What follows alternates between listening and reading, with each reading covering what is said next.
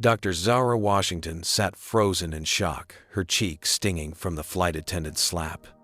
The first-class cabin fell silent. Beverly Reynolds, the flight attendant, suddenly realized what she'd done as a tall, imposing figure moved down the aisle. Jefferson Anderson, the airline's owner. Beverly's face drained of color. "Dr. Washington, I apologize for my employee's behavior," Jefferson said coolly. "Beverly, this is my wife's best friend, and that woman you just assaulted is the only reason my daughter is alive today."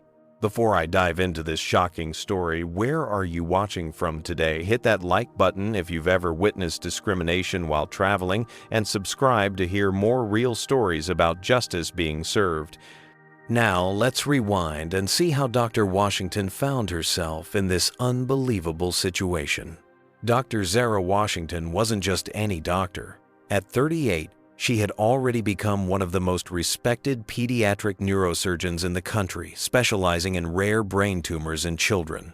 Her journey wasn't an easy one. Raised in South Chicago by a single mother who worked 3 jobs to keep food on the table, Zara had fought for every opportunity. Her brilliance earned her a full scholarship to Howard University, where she graduated summa cum laude before being accepted to Johns Hopkins Medical School. Even there, as one of only 4 black women in her class, she faced constant scrutiny and had to work twice as hard to prove herself. Despite the challenges, she graduated at the top of her class and went on to complete a prestigious neurosurgery residency and pediatric fellowship. Now, with 15 years of medical practice under her belt, Dr. Washington had saved countless children's lives and pioneered several innovative surgical techniques. She had published in the New England Journal of Medicine and was regularly invited to speak at medical conferences around the world. On this particular morning, Zara was preparing for yet another trip. Her suitcase lay open on the bed as she carefully packed her medical journals and laptop containing her keynote presentation for the International Pediatric Neurosurgery Conference in San Francisco. As the featured speaker, she would be presenting her groundbreaking research on minimally invasive approaches to treating brainstem gliomas in children. "You should fly first class this time," her husband Troy suggested, watching her organize her materials. Troy, a high school principal with kind eyes and a gentle demeanor, always encouraged Zara to recognize her worth. "You never treat yourself, and this is a big deal." Zara hesitated, her hands pausing over her neatly folded clothes. "I don't know, Troy. You remember what happened last time I flew business class?" The memory was still fresh, being repeatedly asked to show her boarding pass, questioned about whether she was in the right seat, and receiving noticeably different service than her white counterparts. Troy took her hands in his. "I know, and it's infuriating, but times are changing slowly but surely, and you deserve to be comfortable for this trip. It's a 6-hour flight, and you need to be rested before your presentation." After some consideration, Zara decided Troy was right. She deserved this small luxury. Using her airline miles, she upgraded her economy ticket to first class. "Just this once," she told Troy with a smile, "because you insist." The morning of her flight, Zara dressed in comfortable yet professional attire, tailored black pants, a burgundy cashmere sweater, and sensible low heels. Her natural hair was styled in a neat crown of twists, and she wore minimal makeup and her grandmother's pearl earrings for good luck. She looked every bit the accomplished professional she was. Troy drove her to the airport, giving her a kiss goodbye at the departure's curb. "You're going to knock them dead with your presentation," he said proudly. "I hope so," Zara replied, straightening her shoulders and gripping the handle of her carry-on bag that contained not only clothes and toiletries, but also her precious medical documentation and presentation materials. As she walked through the terminal toward her gate, Zara felt a familiar mix of emotions: pride in her accomplishments, anxiety about how she would be treated, and determination to hold her head high, regardless. Little did she know that this routine business trip would become anything but ordinary. The boarding area for Flight 372 to San Francisco was crowded when Zara arrived. She noticed the familiar divisions forming the priority boarding line for first-class passengers and elite members was predominantly white, while the regular boarding groups showed much more diversity. Taking a deep breath, Zara stepped into the priority line, her first-class boarding pass clutched in hand. Almost immediately, she felt eyes on her. A flight attendant with a platinum blonde bob and a name tag reading Beverly Reynolds was scrutinizing her from the gate counter. When Zara reached the front of the line, Beverly stepped forward. "Boarding pass, please," she demanded, her tone noticeably sharper than it had been with previous passengers. Zara handed over her boarding pass with a polite smile. Beverly examined it with exaggerated care, turning it over and back again. "First class?" she asked, one eyebrow raised. "Yes," Zara replied, simply maintaining her composure. Beverly handed back the boarding pass reluctantly. "I'll need to see your ID as well." Zara had noticed that none of the white passengers in front of her had been asked for identification after scanning their boarding passes, but she complied without comment, pulling her driver's license from her wallet. After a prolonged inspection, Beverly finally stepped aside. "You can board," she said without the welcoming smile she'd offered to previous passengers. As Zara walked down the jet bridge, she took a few calming breaths, reminding herself that she belonged in first class just as much as anyone else. She found her seat 2A, a window seat near the front, and placed her carry-on in the overhead bin, keeping her medical bag under the seat in front of her. Beverly entered the cabin shortly after, immediately busy with pre-flight preparations. When she reached Zara's row to offer pre-departure beverages, her smile visibly faltered. "Water, please," Zara requested. Beverly nodded but moved on without serving her. Zara watched as every other first-class passenger received their requested drinks, yet her glass of water never materialized. When Beverly passed by again, Zara politely spoke up. "Excuse me, I asked for water earlier." "We're very busy right now," Beverly replied curtly. "I'll get to you when I can." The businessman seated across the aisle, a middle-aged white man with salt and pepper hair, who had introduced himself as Ryan Phillips, gave Zara a look of confusion. He had received his scotch on the rocks immediately after requesting it. "I think she forgot your drink," he commented quietly. "That's not right." Zara gave him a small smile of acknowledgement but said nothing. This wasn't her first experience with such treatment, and she knew from experience that making a scene would only reinforce stereotypes about angry black women. As the boarding process completed and the doors closed, Zara pulled out some medical documents to review before takeoff. Just then, Beverly passed by with a tray of remaining drinks and accidentally tilted it, sending a splash of water directly onto Zara's papers. "Oh, I'm so sorry," Beverly said, though her tone conveyed no actual regret. "These aisles are just so narrow."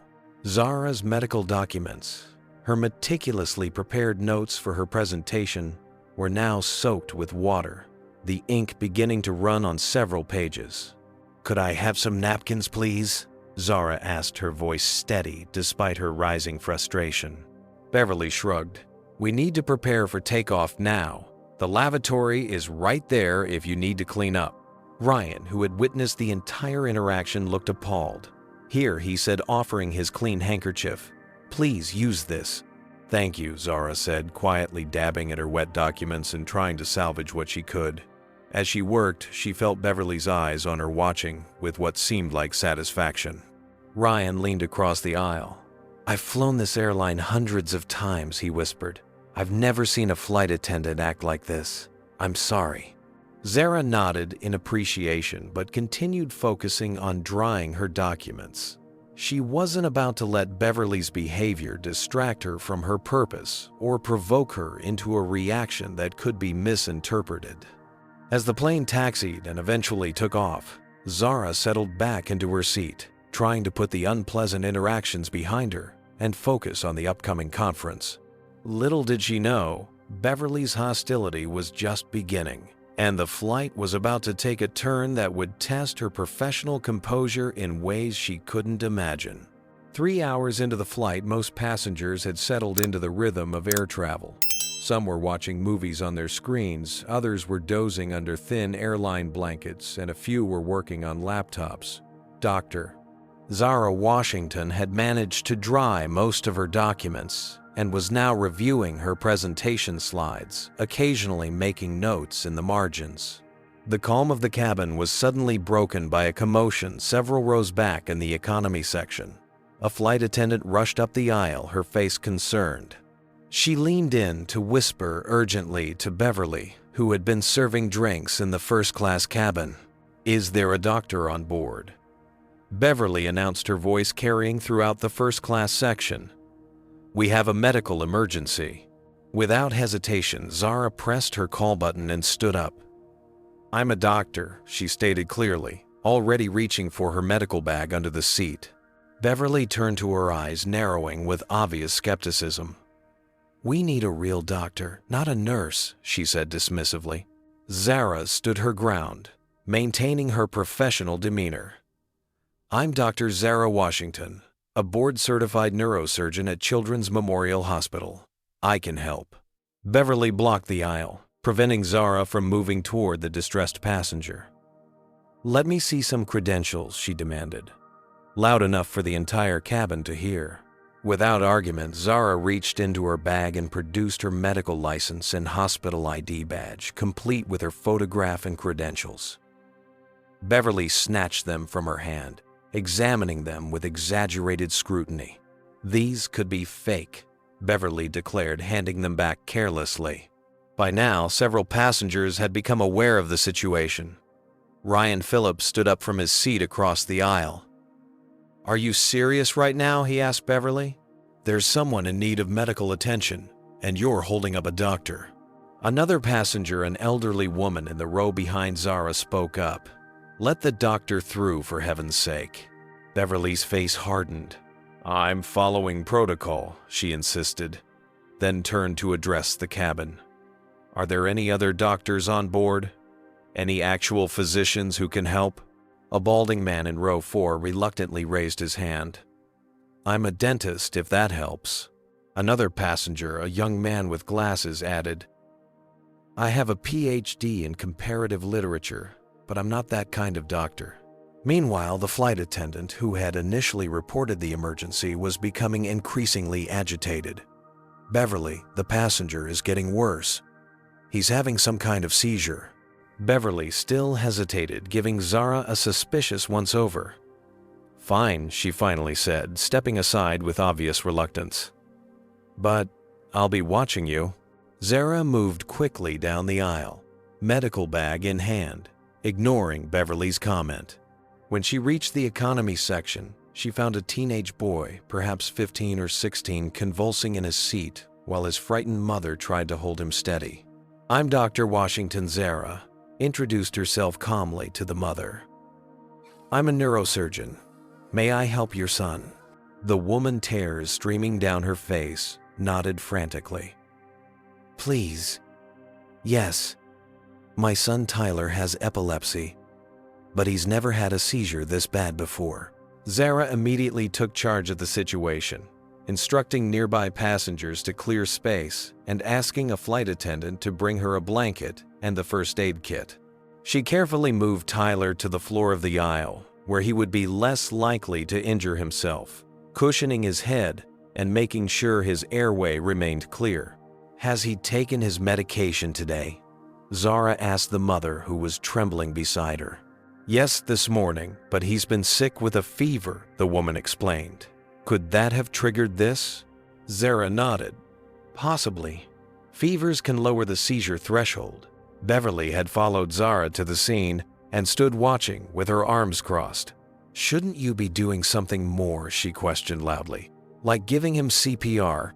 Several passengers looked alarmed, but Zara remained focused on her patient. "You never perform CPR on someone having a seizure," she explained calmly but firmly. "The best approach is to protect them from injury and wait for the seizure to pass." From her medical bag, Zara removed a small pen light to check Tyler's pupils once the convulsions began to subside. She monitored his breathing and pulse, providing a running commentary to his mother to keep her informed. "His vitals are stabilizing. Zara assured her as the seizure finally stopped. How long has he had epilepsy? As the mother answered Zara's questions, Beverly continued to hover, making loud comments about proper procedures and suggesting that perhaps they should have waited for a more experienced doctor. When Tyler regained consciousness, confused but stable, Zara helped make him comfortable across 2 seats using her own jacket as a pillow. She provided his mother with clear instructions for monitoring him and advised the flight crew on what to watch for in case of another seizure. The boy's mother grasped Zara's hand tightly. "Thank you, doctor. I was so scared. You knew exactly what to do." Zara smiled warmly. "He's going to be okay. The seizure has passed and his vitals are strong. Make sure he sees his neurologist as soon as you land." As Zara packed up her medical supplies and prepared to return to her seat, passengers along the aisle offered quiet thanks and nods of respect. But Beverly was waiting at the entrance to the first-class cabin, her face set in a tight, disapproving expression. "That was completely inappropriate," Beverly hissed as Zara approached. "You could have made his condition worse." Zara took a deep breath before responding. "I provided appropriate medical care based on my training and expertise. I'm going to report you for endangering a passenger," Beverly threatened. "Practicing medicine without proper verification of credentials is against airline policy." Ryan, who had been watching from his seat, stood up again. "Are you kidding me? She just helped that kid." Beverly turned to him sharply. "Sir, this doesn't concern you. Please sit down and mind your own business." Zara, maintaining her professionalism despite the mounting tension, asked quietly, "May I have your full name for my own report? I'd like to document this interaction." Beverly's hand moved to cover her name tag. "That's confidential information. Now return to your seat immediately, or I'll have the captain divert the flight for disruptive behavior." As Zara made her way back to her seat, she was aware of multiple passengers watching the interaction, some with phones discreetly recording. The tension in the cabin was palpable, and Zara knew from experience that situations like this could escalate quickly. She had dealt with prejudice and discrimination throughout her career, but rarely so blatantly or in such a potentially dangerous situation. What she couldn't know was that the worst was yet to come, and that this mid-air confrontation would soon reach a breaking point that would change everything. Tyler's condition stabilized after Dr. Washington's intervention, but the atmosphere in the cabin remained charged with tension. As Zara made her way back to first class, she could feel Beverly's eyes boring into her back. The other passengers watched the unfolding drama with a mixture of concern and curiosity. "Let me through," Zara said firmly, as Beverly continued to block her path to the first-class cabin. The flight attendant reluctantly stepped aside, but not before giving Zara another withering look. Once Zara was allowed to pass, she immediately went to the teenager's side. Tyler lay across 2 seats, his breathing now regular, but his face pale. His mother clutched his hand, her eyes red from crying. "How's he doing?" Zara asked, kneeling beside them. "Better, thanks to you," the mother replied, gratitude evident in her voice. "His color is coming back." Zara nodded, then reached into her medical bag. "I'm going to check his vitals again just to be sure." She pulled out a stethoscope and blood pressure cuff, placing them on the boy's arm with practiced efficiency. As she worked, Beverly hovered nearby, making a show of watching every move. "Is that equipment even sterilized?" she questioned loudly enough for nearby passengers to hear. Zara ignored the comment, focusing instead on her patient. "His blood pressure is a bit low, but that's normal after a seizure," she explained to the mother. "His heart rate is good and his pupils are reacting normally to light. These are all positive signs." "What kind of doctor did you say you were?" Again, Beverly interjected, her tone dripping with skepticism. "I'm a pediatric neurosurgeon," Zara replied without looking up. "I specialize in treating brain conditions in children." Beverly hummed doubtfully. And you just happen to carry all this medical equipment with you. The boy's mother looked confused by the flight attendant's hostility. She saved my son. Why are you questioning her? Beverly's expression hardened. Ma'am, I'm just ensuring proper protocols are followed. We can't have just anyone claiming to be a doctor and performing unauthorized medical procedures on our aircraft. Zara finished her examination and stood to face Beverly directly. His condition has stabilized, but he needs to stay hydrated. Could you please bring him some water? Beverly crossed her arms. I'll have another attendant do that. I need to document this incident. She emphasized the last word, as if Zara had done something wrong. As Beverly stalked away, the boy's mother squeezed Zara's hand. I don't understand why she's acting this way. You're clearly a professional. Zara gave her a small, sad smile. Unfortunately, I'm used to it. The important thing is that Tyler is doing better.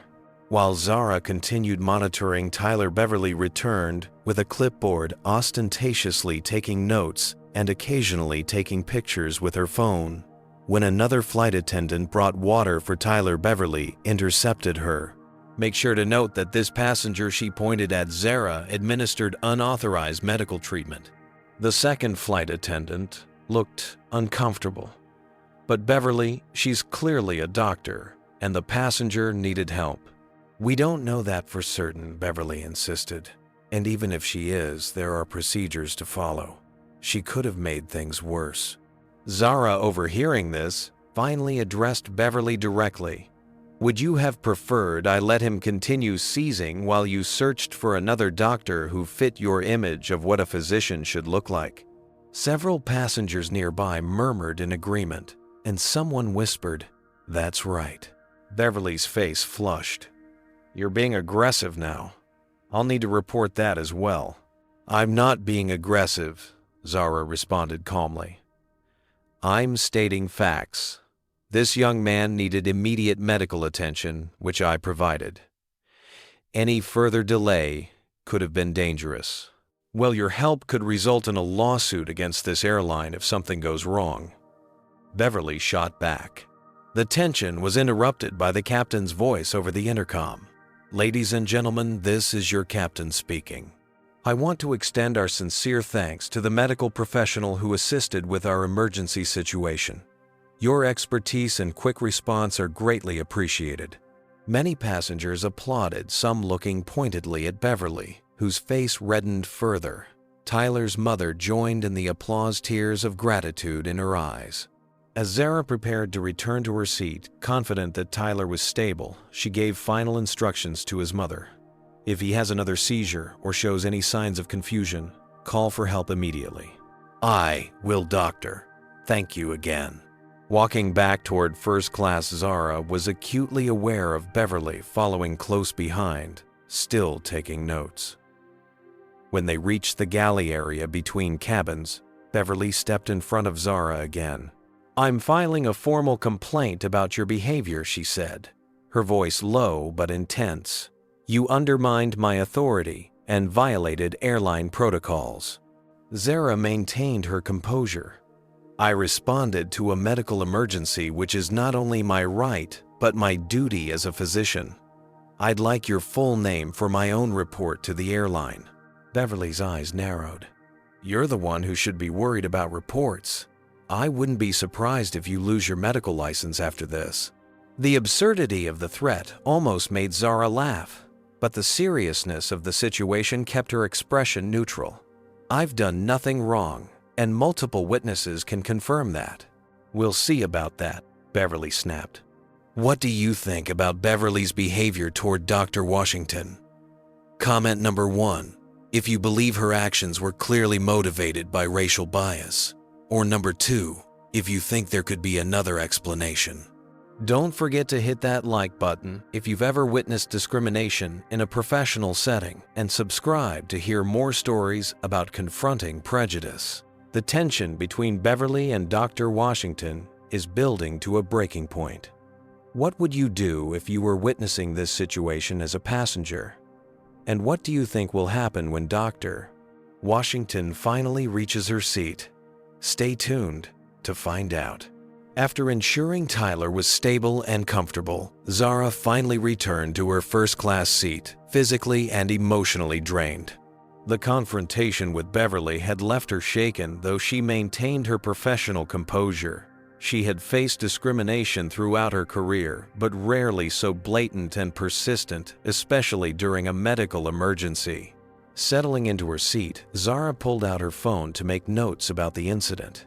As a Black professional woman, she had learned the importance of documenting these encounters. Names, times, witnesses, details that might be needed if the situation escalated further. Ryan Phillips leaned across the aisle. "That was incredible what you did back there," he said quietly. "And completely unprofessional how that flight attendant treated you." "Thank you," Zara replied, offering a tired smile. "Unfortunately, it's not the first time." "I can't imagine," Ryan said, shaking his head. "I've flown hundreds of thousands of miles, and I've never been questioned or treated that way." "Different experiences," Zara said, simply turning back to her notes. Other passengers in first class had witnessed the confrontation as well. An elderly couple across the aisle whispered to each other while glancing sympathetically in Zara's direction. A young woman 2 rows ahead had twisted around in her seat to watch the interaction, her expression troubled. The cabin's atmosphere was thick with tension when Beverly reappeared, pushing the beverage cart with unnecessary force. She served everyone in first class, deliberately skipping Zara again. When Zara pressed her call button to request water, Beverly ignored it. "Excuse me?" Ryan called out after several minutes. Dr. Washington pressed her call button. Beverly's smile was tight as she approached. "Yes, sir.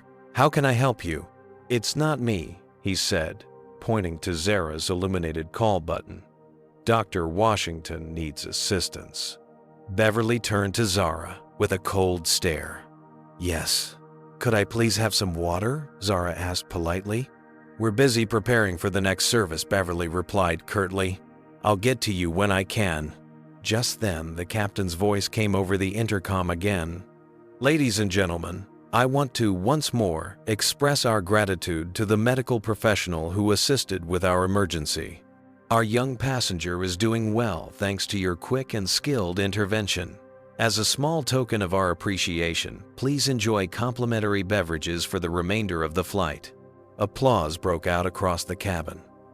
Several passengers turned to smile at Zara, having connected the announcement to the doctor who had rushed to help earlier. Beverly's face darkened as she observed the positive attention Zara was receiving.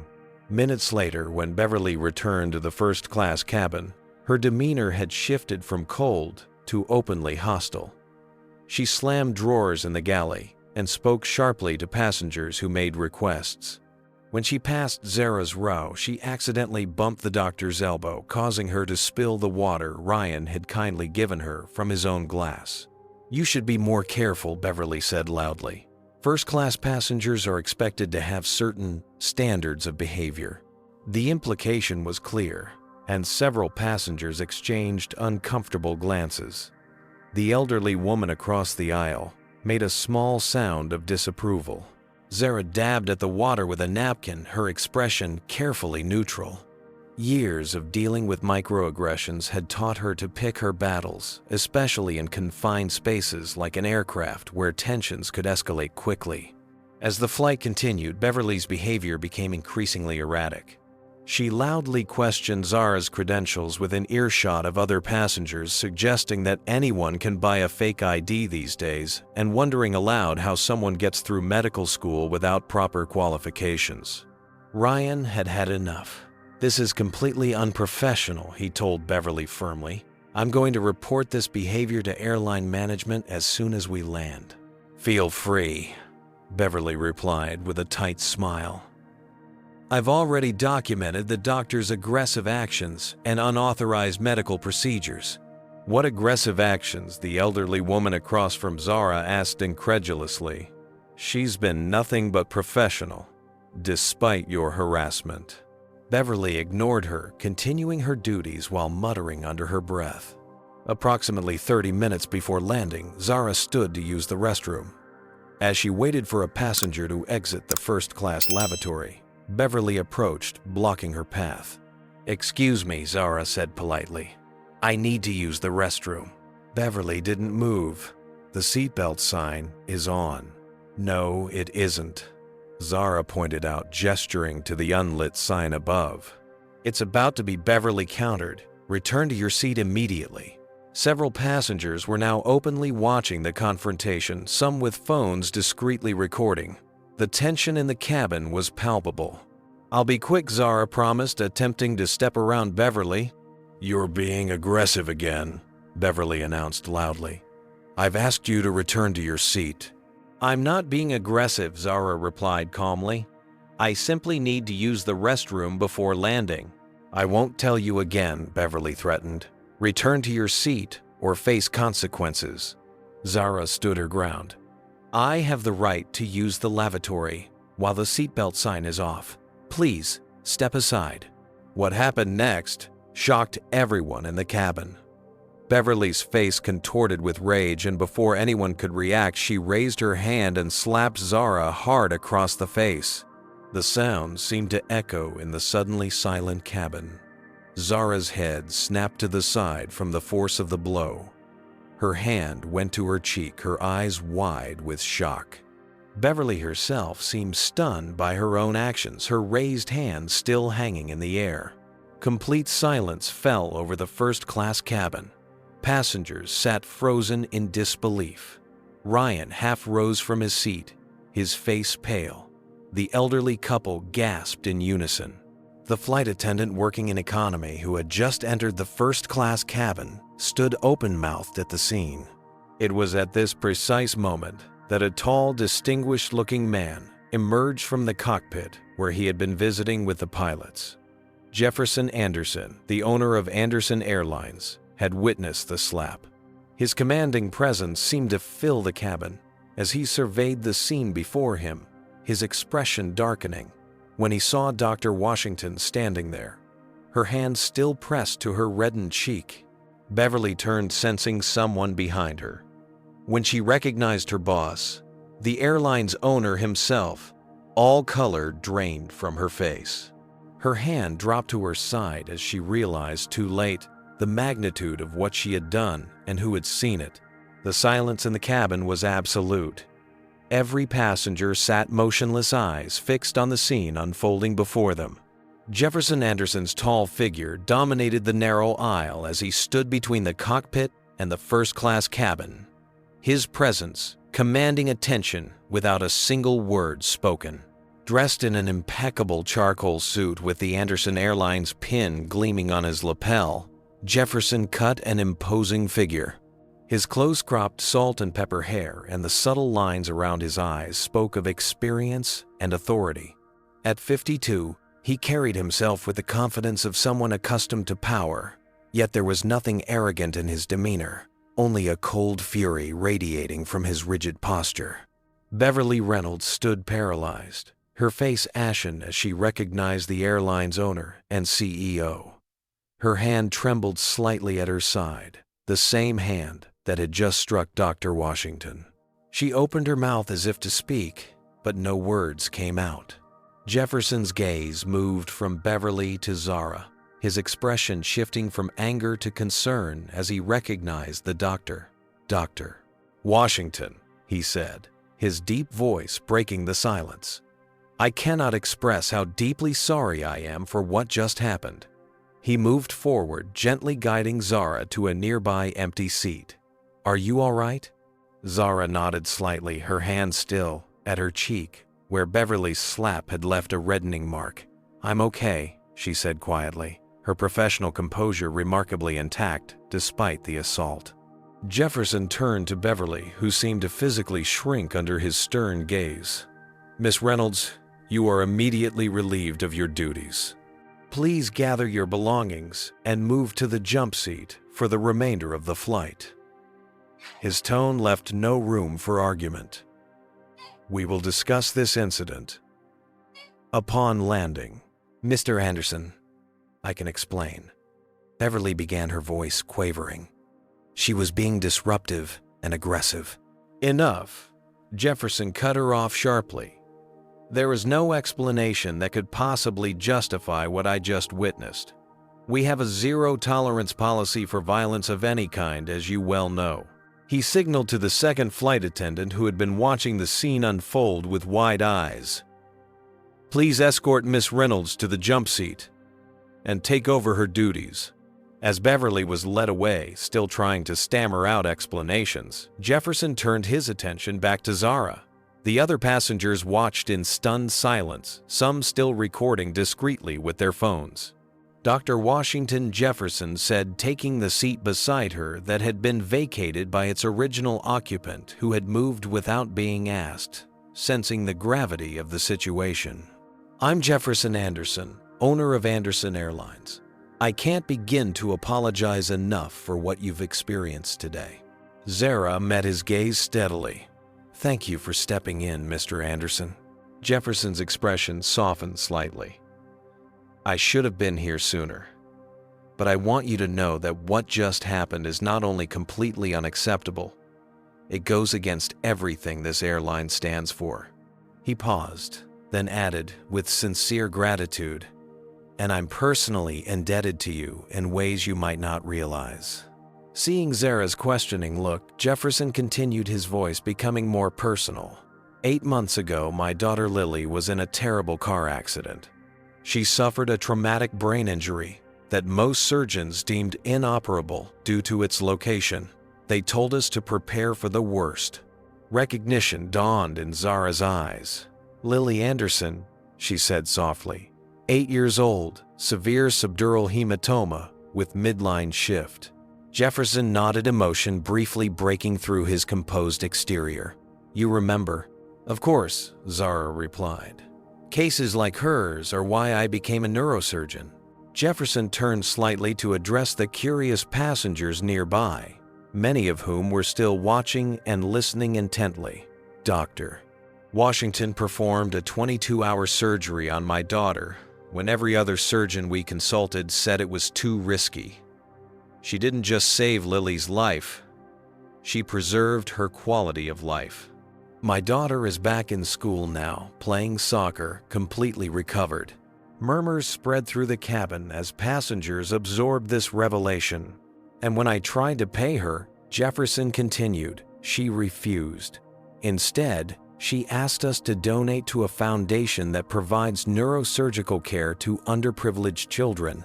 Ryan Phillips, who had been watching from across the aisle, shook his head in disbelief at the coincidence. So that's why you were in the cockpit. You own the airline. Jefferson nodded. I try to fly on our routes regularly. Spend time with the crew, get a feel for the passenger experience. I was just finishing a conversation with the pilots when I heard the commotion. His expression darkened again as he recalled what he'd witnessed. After the surgery, Jefferson continued, turning back to Zara. You spent 3 nights sleeping in a chair beside Lily's bed in the ICU, monitoring her recovery. Personally, I do that with all my high-risk cases, Zara explained modestly. My wife Catherine considers you family, Jefferson said. She'll be horrified when she hears about this. As this conversation unfolded, the atmosphere in the cabin had transformed completely. Passengers who had witnessed Beverly's treatment of Zara throughout the flight now understood the full context of the situation, and many were visibly moved by the connection between the doctor and the airline owner. The elderly woman sitting nearby wiped tears from her eyes. I saw how that flight attendant treated you from the moment we boarded, she told Zara. It was shameful.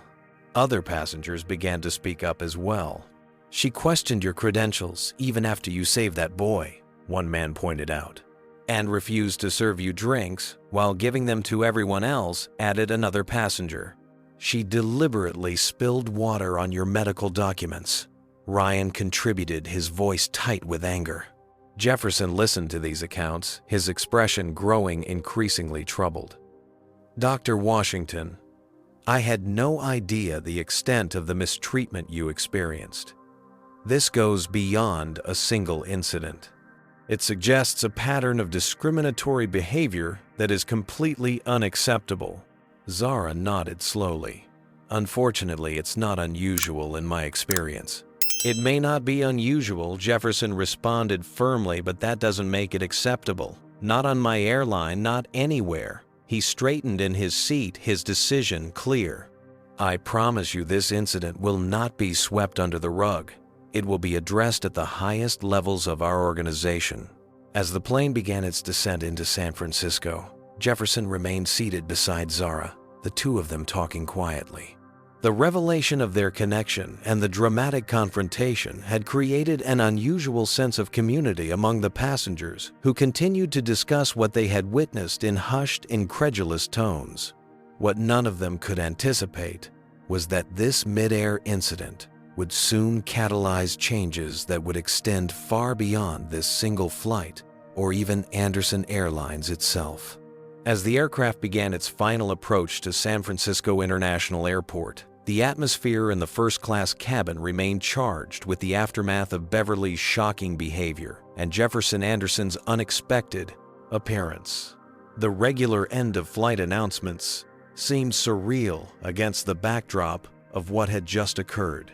Jefferson had not returned to the cockpit, choosing instead to remain seated beside Dr. Washington. His presence had a noticeable effect on the cabin crew, who moved with extra efficiency and professionalism, casting nervous glances toward their boss as they prepared the cabin for landing. Beverly Reynolds remained isolated at the jump seat near the galley, her face a mask of fear and regret as she contemplated the consequences of her actions. Occasionally, she would attempt to catch Jefferson's eye, clearly hoping for an opportunity to explain herself, but he deliberately avoided looking in her direction. The second flight attendant, a young woman named Tasha, had taken over Beverly's duties with an apologetic demeanor, making a special effort to check on Zara's comfort. "Can I get you anything, Doctor Washington?" she asked softly. "I'm fine, thank you," Zara replied with a gentle smile, recognizing that Tasha shouldn't be blamed for her colleague's behavior. Jefferson pulled out his phone as soon as the landing gear touched down. "I need to make a few calls," he explained to Zara. "I want security to meet the aircraft and the proper authorities to be notified about the assault." "Is that necessary?" Zara asked, her natural inclination to avoid further confrontation showing through. Jefferson's expression was resolute. "Absolutely. What happened to you was assault, Dr. Washington. It's a criminal offense, not just a violation of company policy." He paused, studying her face. "I understand you might want to put this behind you, but ignoring it would send the wrong message throughout our organization." Zara considered this, then nodded slowly. "You're right. Too often these incidents go unreported because it seems easier to move on." As Jefferson made his calls, Ryan Phillips leaned across the aisle. "Dr. Washington, I'd be happy to provide a statement about what I witnessed today. Here's my card." He handed her a business card identifying him as a senior partner at a prominent law firm. "Thank you," Zara said, accepting the card. "I appreciate that." Other passengers began to approach as well, offering their contact information and support. The elderly couple who had been seated nearby introduced themselves as retired professors who were appalled by that woman's behavior. A young graduate student who had been sitting behind Zara shyly offered the video she had recorded of the incident on her phone. "I started filming when I saw how she was treating you," the student explained. "It wasn't right." Jefferson ended his call and turned back to the group forming around Zara's seat. "I've arranged for airport security and police to meet us at the gate," he informed them. "For those of you willing to provide statements, there will be officers available to take your information. I can't thank you enough for standing up for what's right." The aircraft taxied to the gate, and the usual rush to disembark was tempered by the unusual circumstances. Many passengers remained seated, waiting to see what would happen next. When the door was opened, 2 airport security officers and a police officer boarded the plane. Jefferson stood to meet them. "Thank you for coming so quickly," he said, shaking their hands. "I'm Jefferson Anderson, owner of Anderson Airlines. We have an incident to report: an assault on a passenger by one of our flight attendants." The police officer, a middle-aged woman with a no-nonsense demeanor, nodded.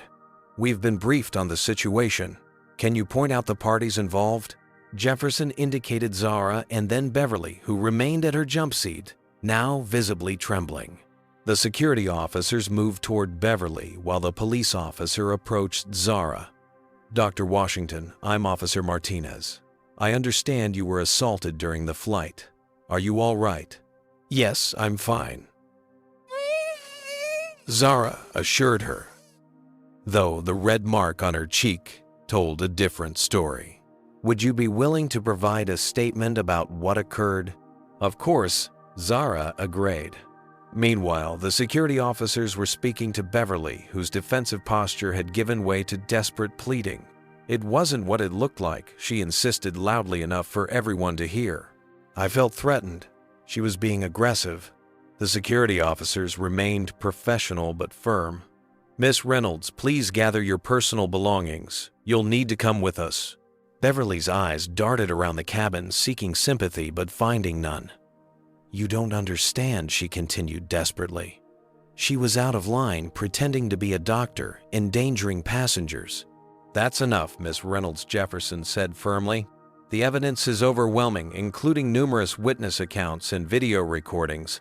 Save your explanations for the formal investigation." As Beverly was escorted from the aircraft, still protesting, Jefferson turned back to Zara.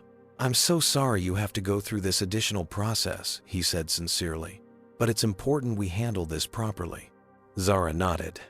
"I understand, and I agree it's necessary." Officer Martinez addressed the remaining passengers. "If any of you witnessed the incident and are willing to provide statements, we'd appreciate your cooperation. There will be officers at the gate to take your information." Several passengers immediately volunteered, including Ryan Phillips and the young graduate student with the video recording. As they finally prepared to disembark, Jefferson placed a gentle hand on Zara's shoulder. "Dr. Washington, if you're comfortable with it, I'd like to introduce you to my family. My wife Catherine and daughter Lily are actually here at the airport. Catherine insisted on coming when I called to tell her what happened." Zara's expression brightened at the mention of her former patient. "I'd love to see how Lily is doing. It's been several months since her last follow-up appointment." The disembarkation process was unusually subdued, with most passengers waiting patiently as Zara and Jefferson were escorted off the aircraft first. In the jet bridge, Officer Martinez continued to take Zara's statement while Jefferson stood nearby his phone to his ear. "The airline will be pressing charges," Jefferson informed Zara after ending his call. "And I've instructed our legal team to pursue this to the fullest extent possible." "Thank you for taking this so seriously," Zara said. "It's the least we can do," Jefferson replied.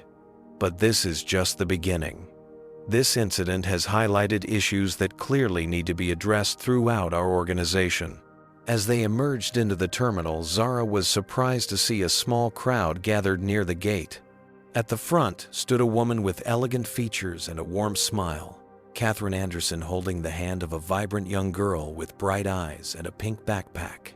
Lily, Zara exclaimed, her professional composure momentarily giving way to genuine joy at seeing her former patient looking so healthy. Dr. Washington Lily broke free from her mother's hand and ran forward, throwing her arms around Zara's waist. "Mom said you were on Dad's plane. I told her it had to be you because you're the best doctor in the whole world." Zara knelt down to Lily's level, examining her face with a doctor's trained eye, but also with undisguised affection. "Look at you. You've grown at least 2 inches since I last saw you." 3 inches, Lily corrected proudly. "And I made the soccer team.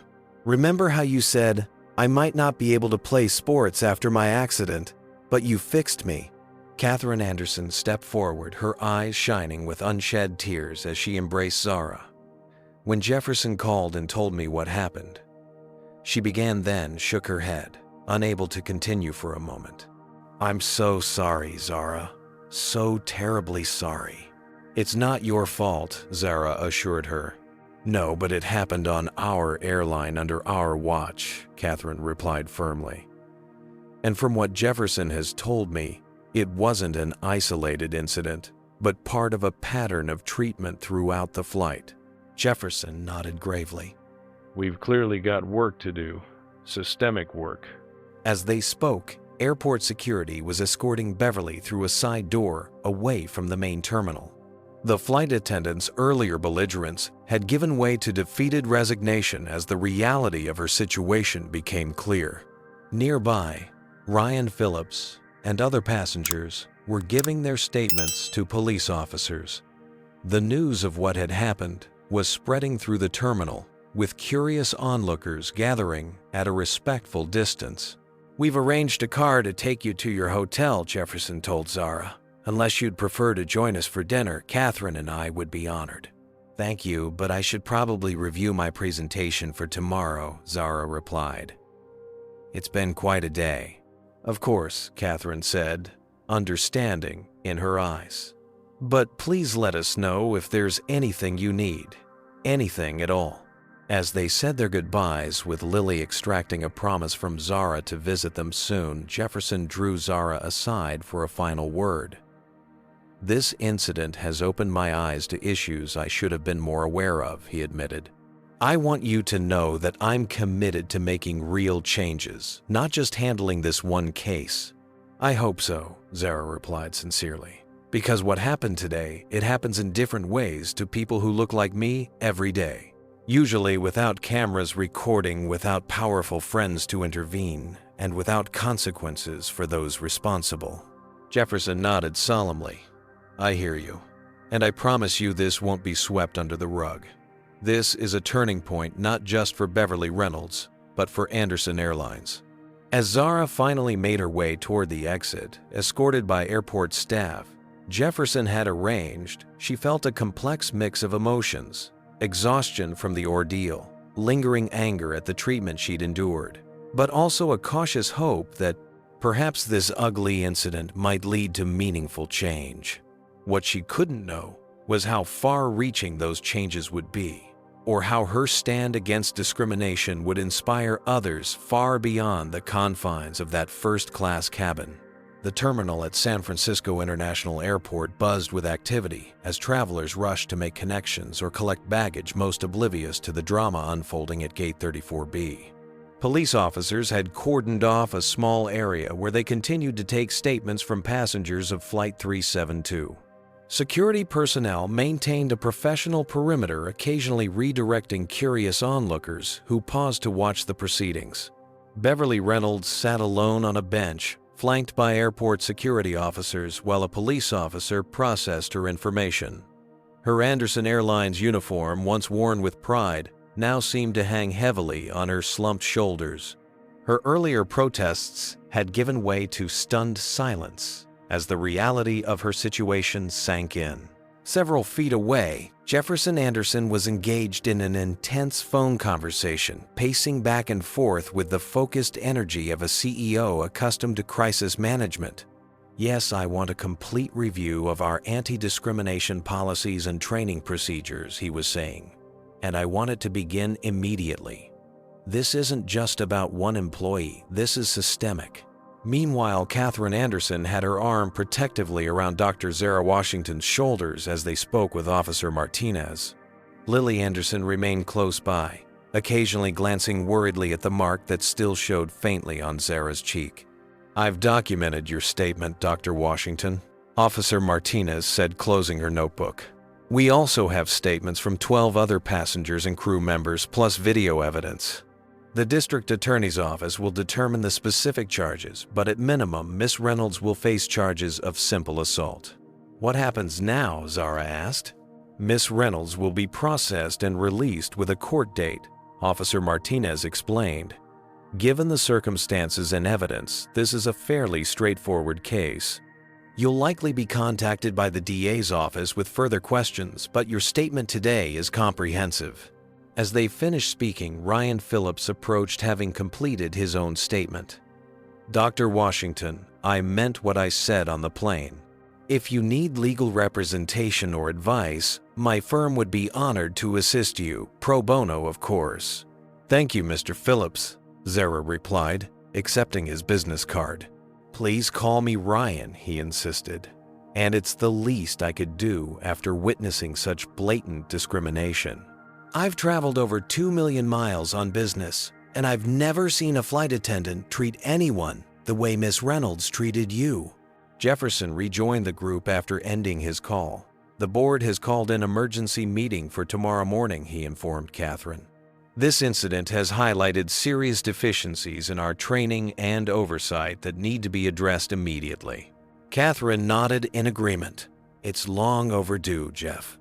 As they spoke, a commotion near the main terminal entrance caught their attention. A news crew had arrived, a reporter with a microphone leading the way while a cameraman followed close behind. "That was fast," Jefferson remarked with a frown. "Someone on the plane must have tipped them off," Ryan suggested. The reporter, a professional-looking woman in her 30s, spotted the group and made a beeline for them, but was intercepted by airport security. Jefferson sighed. "I should make a statement. We need to get ahead of this story." "Are you sure that's wise?" Catherine asked. "Legal might want to review any public statements first." "This isn't just a legal issue," Jefferson replied firmly. "It's a moral one. And as the face of this airline, I need to make our position clear immediately." Catherine nodded understanding in her eyes. Jefferson turned to Zara. "Dr. Washington, you've been through enough today. We've arranged private transportation to take you to your hotel. You don't need to deal with the media on top of everything else." "Thank you," Zara replied gratefully. The exhaustion of the day, the confrontation, the medical emergency, the assault, and its aftermath was beginning to take its toll. Catherine gave Zara a warm hug. "We'll be in touch.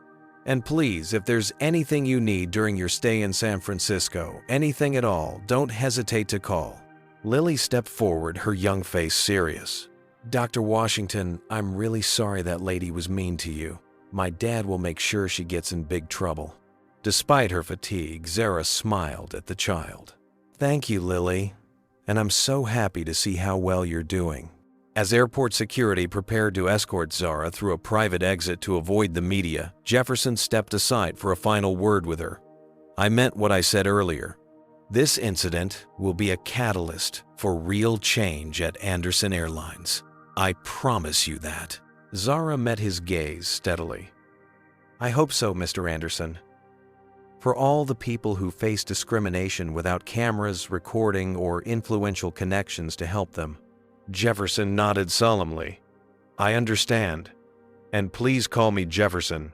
As Zara was escorted away, Jefferson approached the media, cordoning where the reporter was still attempting to gain access. He conferred briefly with the security personnel, who then allowed the reporter and her cameraman through. "Mr. Anderson," the reporter began immediately. "Julie Chen, KSFN News. We've received reports of a racially motivated assault on your airline. Can you confirm these allegations?" Jefferson's expression was grave as he faced the camera. "What I can confirm is that an Anderson Airlines employee physically assaulted a passenger today, which is absolutely unacceptable under any circumstances. This employee has been immediately terminated, and we are cooperating fully with law enforcement as they pursue criminal charges.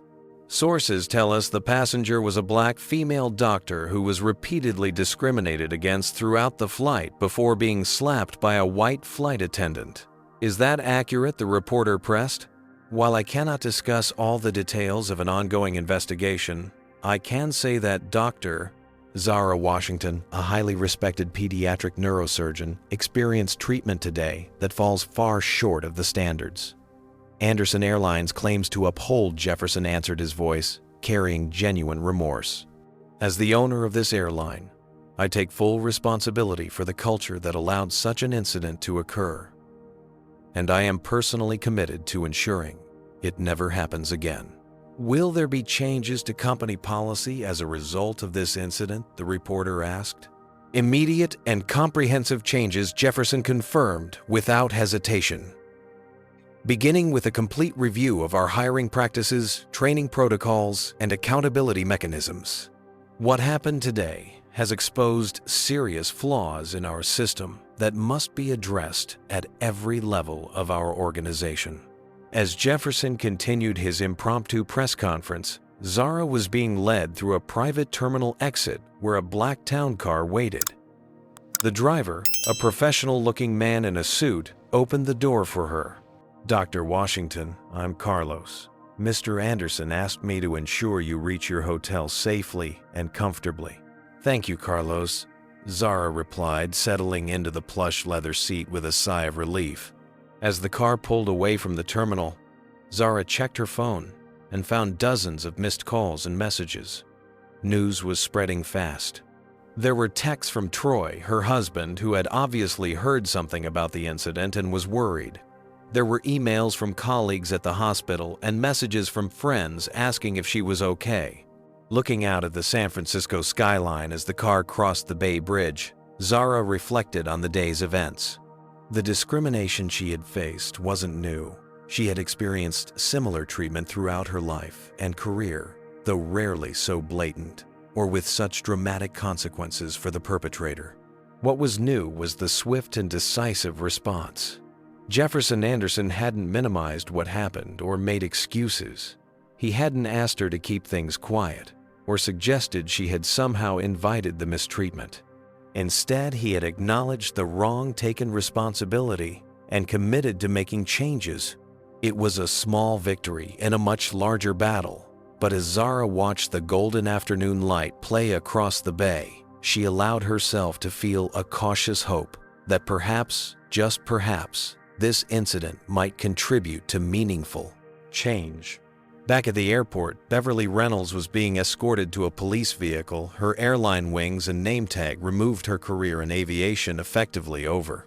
The passengers who had witnessed her behavior throughout the flight watched silently, their faces solemn with the weight of what they had experienced. And in the terminal, Jefferson and Catherine Anderson stood side by side fielding questions from a growing number of reporters. Their commitment to addressing the incident head-on, sending a clear message that would soon reverberate throughout the airline industry and beyond. 3 months had passed since the incident on Anderson Airlines Flight 372. The International Convention Center in Chicago buzzed with anticipation as medical professionals from around the world gathered for the annual Neurosurgical Innovation Symposium. The main auditorium was filled to capacity, with latecomers being directed to overflow rooms where the keynote address would be live-streamed. Dr. Zara Washington stood backstage, reviewing her notes one final time. Her presentation had evolved significantly from the one she had originally prepared for the San Francisco conference. While still focusing on her groundbreaking surgical techniques for pediatric brain tumors, she had added a new dimension, addressing the systemic barriers and discrimination that Black medical professionals face in the healthcare system. 5 minutes, Dr. Washington, a staff member informed her with a respectful nod. Zara took a deep breath, centering herself. The past 3 months had been a whirlwind. What had begun as a horrific experience on a flight had transformed into a platform for addressing broader issues of racial bias in medicine and beyond. The video of Beverly Reynolds slapping Zara had gone viral within hours of the incident, sparking outrage and conversations across social media and news outlets. "Doctors look like me," had begun trending with thousands of Black and minority medical professionals sharing their own experiences of being mistaken for support staff, questioned about their credentials, or facing outright hostility from patients and colleagues alike. Beverly Reynolds had been formally charged with assault and had eventually accepted a plea deal that included community service, a fine, and mandatory sensitivity training. The court of public opinion, however, had rendered a harsher judgment, with the video of her assault becoming a textbook example of racial bias in professional settings. For Zara, the aftermath had been complex. While she had never sought the spotlight, she recognized the power of her position as both a victim of discrimination and a highly accomplished professional. After thoughtful consideration and conversations with Troy and other Black colleagues in medicine, she had decided to use her platform to advocate for systemic change. "Dr. Washington, they're ready for you," the staff member announced. Zara nodded, straightened her navy blue blazer, and walked confidently onto the stage to enthusiastic applause. The lights were bright, illuminating a sea of faces that represented the global medical community. "Thank you," she began, as the applause gradually subsided. "Today, I want to talk about breakthroughs, not just in neurosurgical techniques, though we'll certainly cover those, but also in breaking through barriers that have no place in medicine or in our society." For the next 45 minutes, Zara delivered a masterful presentation that seamlessly wove together cutting-edge medical research case studies and personal experiences. She presented data on racial disparities in healthcare outcomes, cited studies showing how implicit bias affects patient care, and shared statistics about the underrepresentation of Black professionals in specialized medical fields. "When a medical emergency occurs," she said toward the end of her address, "the patient deserves the most qualified help available, regardless of whether that help comes in a package society has traditionally recognized as authoritative." This statement drew knowing nods and murmurs of agreement from many in the audience. "The techniques I've demonstrated today," Zara continued, gesturing to the detailed surgical visualizations projected behind her, "have saved the lives of children who were once considered untreatable. But for these innovations to reach their full potential, we must ensure that the medical community recognizes and nurtures talent wherever it exists, without the filtering lens of bias." As Zara concluded her presentation, the audience rose in a standing ovation that thundered through the auditorium. Many were wiping tears from their eyes, moved by both the medical breakthroughs she had presented and the powerful message about inclusivity and recognition. Among those standing and applauding in the front row were Jefferson and Catherine Anderson with Lily. Between them, the young girl beaming with pride as she clapped enthusiastically for her doctor. After the applause finally subsided and Zara had answered several questions from the audience, the symposium director stepped forward. "Before we break for lunch, we have a special announcement. Mr. Jefferson Anderson, CEO of Anderson Airlines, would like to address the gathering." Jefferson made his way to the stage amid curious murmurs. Though not a medical professional, his presence was well known due to the publicity surrounding the incident 3 months earlier. "Thank you, Dr. Washington, for that remarkable presentation," Jefferson began. "Like many of you, I've been deeply moved, not only by your medical innovations, but by your courage in addressing the systemic issues that persist in our society." He turned to face the audience directly. 3 months ago, an unacceptable incident occurred on an Anderson Airlines flight that opened my eyes to problems that had existed within our organization for far too long. Today, I want to share with you the changes we've implemented as a direct result of that wake-up call. Jefferson outlined the comprehensive overhaul that Anderson Airlines had undergone since the incident. Every employee, from pilots to baggage handlers, had completed mandatory bias training developed in partnership with diversity experts. Hiring practices had been revised to eliminate systemic barriers for minorities. Anonymous reporting systems had been established to flag discriminatory behavior with clear consequences for violations. But perhaps most significantly, Jefferson continued today. "I'm announcing the creation of the Washington Scholarship Fund, established with an initial endowment of $5 million. This fund will provide full medical school scholarships to Black students pursuing careers in neurosurgery and other specialized fields where they remain significantly underrepresented." The announcement was met with another round of applause. Zara, who had been seated at the side of the stage during Jefferson's address, appeared genuinely surprised by this news. "Dr. Washington," Jefferson said, turning to her, "your expertise saved my daughter's life. But your dignity and grace, in the face of discrimination, have helped save the soul of our company. This scholarship is just one small step toward addressing the systemic inequities you've so eloquently described today." After the formal proceedings concluded, a reception was held in an adjacent hall. Zara found herself surrounded by colleagues, offering support and sharing their own experiences. Medical students approached her with questions about her surgical techniques, but also about navigating a profession where they too often felt unwelcome or underestimated. "Dr. Washington," a voice called out. Zara turned to see Jefferson, Catherine, and Lily approaching. "Your presentation was incredible," Catherine said warmly. "You've turned a horrible experience into a catalyst for change." "The scholarship fund was supposed to be a surprise," Jefferson admitted with a smile. "I hope you don't mind having your name attached to it." "It's an honor," Zara replied sincerely, "and it will make a real difference." Lily tugged at Zara's sleeve. "Dr. Washington, guess." "What?" "I got an A on my science project about the brain. And I told my whole class that when I grow up, I want to be a neurosurgeon just like you." Zara knelt to Lily's level, her heart full. "That's wonderful, Lily. And I have no doubt you can do anything you set your mind to." As the reception continued, Zara excused herself briefly to check her phone. There was a message from Troy, wishing her luck with her presentation, and reminding her of her flight information for her return home the next day.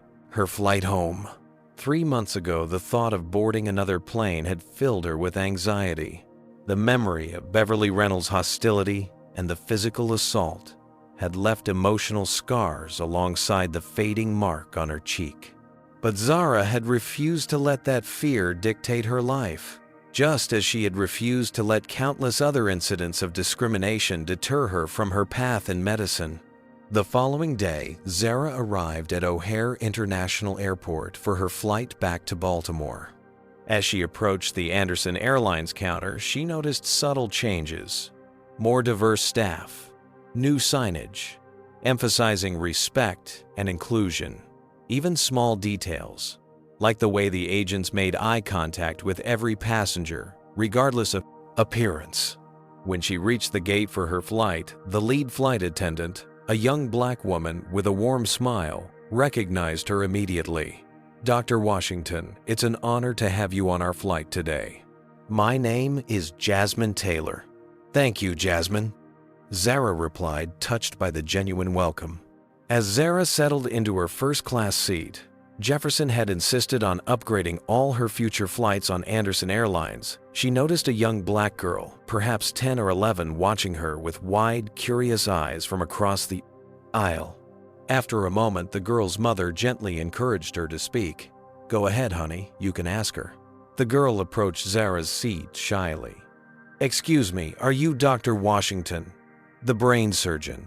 Zara smiled. "Yes, I am." The girl's face lit up. "I saw you on the news. My mom showed me the video of you standing up to that mean lady, and then I read about all the kids you've helped. I told my mom I want to be a doctor too, but I was worried because nobody else in my class who looks like me wants to be a doctor." Touched by the child's earnestness, Zara reached into her bag and pulled out a small item, a toy stethoscope she had carried since childhood, a gift from her mother, who had always encouraged her dreams, despite their limited resources. "This was my first stethoscope," Zara told the girl, placing it in her small hands. "I carried it to remind me of my dream even when it seemed impossible. Now I think you should have it." The girl accepted the gift with reverence, her eyes shining. "Really, for me?" "Really," Zara confirmed, "because doctors look like you, like me, like anyone with the heart to heal and the determination to make it happen." As the plane took off, carrying Zara back to her life, her practice, and her ongoing advocacy work, she looked out at the vast sky and felt a profound sense of hope. One incident on a plane hadn't solved the deep-seated problems of discrimination and bias in America. Beverly Reynolds' assault hadn't magically erased centuries of systemic inequity. The work ahead remained substantial and challenging. But as Zara watched the young girl across the aisle proudly showing her mother the toy stethoscope, she knew that change was possible. One policy, one scholarship, one inspired child at a time. And she was more committed than ever to being part of that change, both in the operating room where she saved lives and in the broader world where she now had a platform to save something equally precious: opportunity. This powerful story teaches us that racism and discrimination often persist because they go unchallenged. Dr.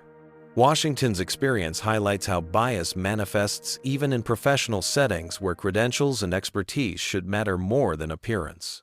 It shows the harmful impact of assumptions based on race and the courage required to maintain dignity when facing discrimination. The story also demonstrates that meaningful change requires accountability at all levels. Jefferson Anderson's response illustrates that leaders must take responsibility not just for individual incidents, but for the systemic issues that allow discrimination to flourish. True justice involves not only consequences for the perpetrator, but transformation of the environment that enabled the behavior. Perhaps most importantly, this narrative reminds us that standing against discrimination creates ripple effects. One incident properly addressed can lead to scholarships, policy changes, and inspiration for a new generation. Change happens when people with power use it to dismantle barriers rather than maintain them. What's your experience with discrimination in professional settings? Have you witnessed or experienced something similar to what Dr. Washington faced? Comment. Respect if you believe professionals should be judged by their credentials, not their appearance. Hit that like button if this story inspired you to stand up against injustice when you see it happening. Don't forget to subscribe for more powerful stories that shed light on important social issues. And please share this video with someone who needs to understand the real impact of discrimination in everyday situations. Thank you for watching, and remember, your voice matters in creating a more just world for everyone.